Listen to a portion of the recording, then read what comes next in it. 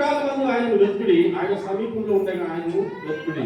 సమాధులలో వెతకరాదు, కనుక చీకటిలో వెతకరాదు, దేవుడు ఎక్కడో లేడు.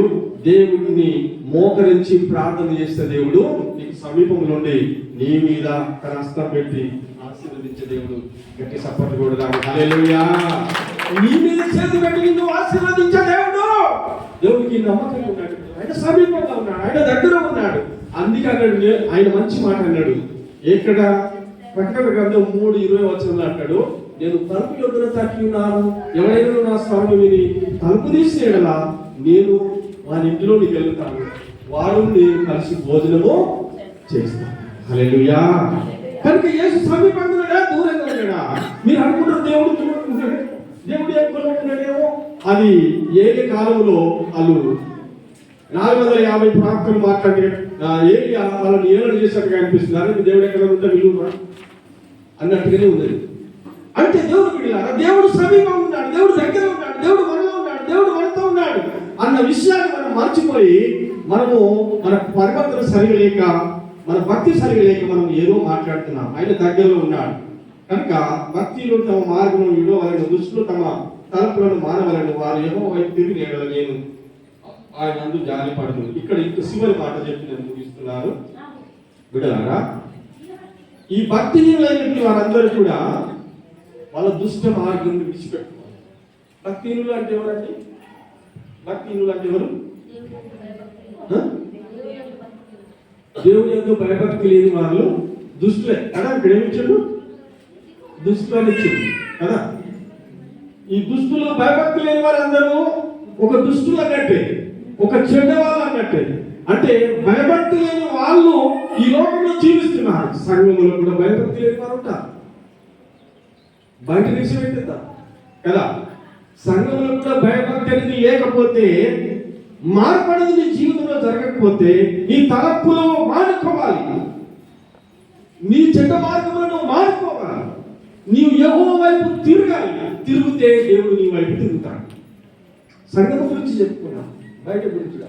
సంఘంలో మనకున్న బలహీనతలను మానుకోవాలి, మనకున్నటువంటి చెడు లక్షణాలు మానుకోవాలి. కనుక దేవుని వైపు మనము తిరగాలి. ప్రభు, ఇంతకాలము గడిచిపోయి, ఇంతకాలం నేను సఫర్ అయిపోతే, నేను నార్మల్ వ్యక్తిగా జీవిస్తున్నాను. క్రైస్తవులు ఉంటుంది, నార్మల్ క్రైస్తవులు ఉంటారు, వాళ్ళు లేవనేటువంటి క్రైస్తవులు ఉంటారు. కనుక వాళ్ళు లేకపోతే సిగరెట్ తాగుతారు, కళ్ళు తాగుతారు, కనుక అన్ని అలవాట్లు ఉంటాయి, అన్ని సోదాపాత్ర మాట్లాడుతుంటారు. భక్తి లేని వారందరూ ఆరోగ్యం మాట్లాడతారు బిడ్డ. కానీ భక్తి అనేది చాలా అవసరమైంది. క్రైస్తవ జీవితంలో భక్తి అవసరమైంది. అంటే ఇలాంటి వాళ్ళందరూ కూడా దేవుడికి తిరుగుబాటు చేస్తూ ఉన్నటువంటి వారిని ఏమంటున్నట్టు, మీరు మానుకోండి మీ తలపులను, మీ చెడ్డ లక్షణాలను మానుకోండి, మీ దుష్ట సంకల్పాలను మానుకోండి, నా వైపు తిరగండి, నా దగ్గరికి రండి, నేను సమీపంగా ఉన్నాను, నేను మీకు దగ్గర ఉన్నాను, మీకు సాయం చేస్తా. ఆయన మీకు మనకు సాధించినప్పుడు మానుకోకపోతే, సాధించినప్పుడు మానుకోకపోతే బిడ్డలారా మనకు ప్రయోజనం ఉండదు. ఒకసారి సాంచు దేవుడు ఇస్తూనే ఉంటాడు, సాంచిస్తాడు. దేవుడు ఎప్పుడు క్షమిస్తూనే ఉంటున్నాడు. కానీ ఆయన కోపించేవాడు కాదు, ఆయన మనల్ని గద్దించేవాడు కాదు. ఆయన కరుణమయుడు, దయామయుడు కాబట్టి ఏమంటలేడని మనము మార్పు అనేది చెందుతాయి. మార్పు చెందాలి, వాక్యంతో మార్పు చెందాలి. వాక్యమే మనల్ని గద్దిస్తుంది, వాక్యం మనల్ని ఖండిస్తుంది, వాక్యమే ప్రతిష్టం నడిపిస్తున్నాం. భయపు భక్తి మనకు ఉంటే మనము మంచి మార్గంలో నడుస్తాం.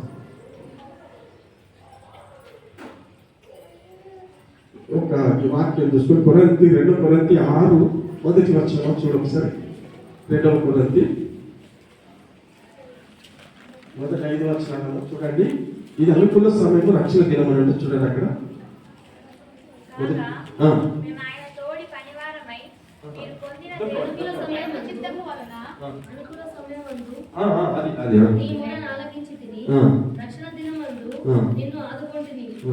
అని ఆయన చెప్పుచున్నాడు కదా. ఇదిగో ఇప్పుడే మిక్కిలి అనుకూలమైన సమయము. ఇదిగో ఇదే రక్షణ దినం. ఇదే అనుకూల సమయము. వాక్యం చెప్పు 2 కొరింథీ 6:2. ఇదే అనుకూల సమయము, ఇదే రక్షణ దినం. ఈ అనుకూల సమయం తోలగొట్టుకోవద్దని ఇక్కడ ఈ యెషయా గ్రంథంలో చెప్పాడు. అనుకూల సమయం, దేవుడు సమీపంగా ఉన్నాడు, దేవుడు దగ్గరలో ఉన్నాడు, దేవుడు మనం విడిచిపెట్టలేడు. మన దుష్టతనాలు ఉన్నాయని తెలుసు దేవునికి, చెడు మార్గం నడుస్తున్నామని తెలుసు. కానీ మనం మార్పు చెందాలి. మనం మార్పు చెందకపోతే, నీ కుటుంబం మార్పు చెందకపోతే, నీవు మార్పు చెందకపోతే ఇతరులు ఎవరు రక్షణ పొందుతారు? నువ్వే సరిగా లేకపోతే నువ్వు ఏమని చెప్తున్నావు అనేది సామెత ఉన్నట్టుగా బిడ్డలారా, మనమందరం కూడా మంచి మార్గంలో నడచడానికి కొరకు ప్రయత్నం చేయాలి. అనుకూల సమయం ఇదే, రక్షణ దినం ఇదే. మనం మార్పు చెంది ప్రభువుని త్వరగా వచ్చినట్లయితే ప్రభు నిన్ను హెచ్చిస్తాడు.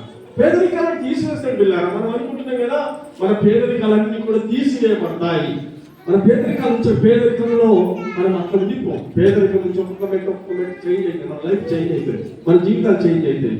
కనుక అట్టి విషయాలలో నేను మీకు చెప్పినటువంటి మాటలు ఎన్నో కోణంలో చెప్పినాను, కాబట్టి మీరు అర్థం చేసుకున్నారని అనుకుంటున్నాను. కనుక మన జీవితంలో పునరుత్థాన శక్తి అనేది మన జీవితంలో మార్పు జరగాలి. పునరుత్థానం అనేది ఎందుకు జరిగిందో తెలుసా?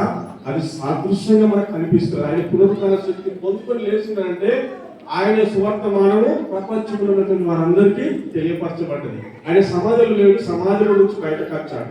కనుక ముందు ఏం చెప్పినా, 3 మాటలు ఏమో చెప్పినా కదా, ఏం చెప్పినా నేను పునరుత్థానం గురించి ఏం చెప్పినా, ఆయన సమాజం గెలిచిండు, తర్వాత పాపమును గెలిచిండు, 3వది చెప్పండి, సాతాను గెలిచిండు. కానీ ఇవన్నిటిని కూడా దేవుడు గెలిచాడు. పాపాన్ని గెలిచాడు, సమాధిని గెలిచాడు. కానీ ఈ లోకంలో ఉన్న ప్రతి నీచ కార్యాలను పాతిపెట్టాడు. అతి దేవుడు గొప్ప దేవుడు. పునరుత్థాన శక్తులు మనకు అనుగ్రహించింది కాబట్టి రక్షణ సువార్తను మనం అందించాలి. రక్షణ సువార్తను మనం ఏం చేయాలి? అందించాలి. ఒకవేళ మీకు ఒక మాట అడుగుతాను ఈరోజు, నేను ఒక మాట మీకు అడుగుతున్నా, ముగించిన ఒక మాట మీకు అడుగుతున్నా. నేను ఒక వ్యక్తికి కొంచెమని చెప్పకుండా భోజనం చేయని వారు ఎవరైనా ఉంటే చేతులు ఎత్తారు. ఒక్కరికన్నా చెప్పకుండా అపొస్తలుడైన పౌలు అన్నాడు లేదా? నేను సువార్త అందించకపోతే నేను భోజనము చెయ్యను. అదే భోజనం, ఆయన సువార్తనే భోజనం అనేవారు దాన్ని ఏమంటారు? ప్రతిజ్ఞ, కంకణం, ఒక పట్టుదల. అంటే నేను అందిస్తా సువార్త అనేవారు చేతులు ఎత్తారు.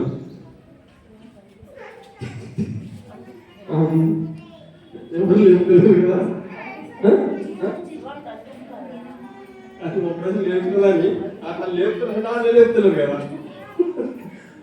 సువార్త అనేది కష్టతరం అనిపిస్తుంది కదా, ఏం కష్టం కాదు, ఈజీ. మీరు చెయ్యాలి, ఈజీ ఇది ఈజీగా మనం అందించాలి. ఆమె హల్లెలూయా, హల్లెలూయా. బిడ్డలారా, అందరికీ కూడా మీరు సువార్త అందించాలి. ఎవరికైనా మీరు ఎప్పుడైనా కలిసినప్పుడు నీ సువార్త మనం ఏంటో తెలుసా? నీ ముఖంలో కలనే గుడ్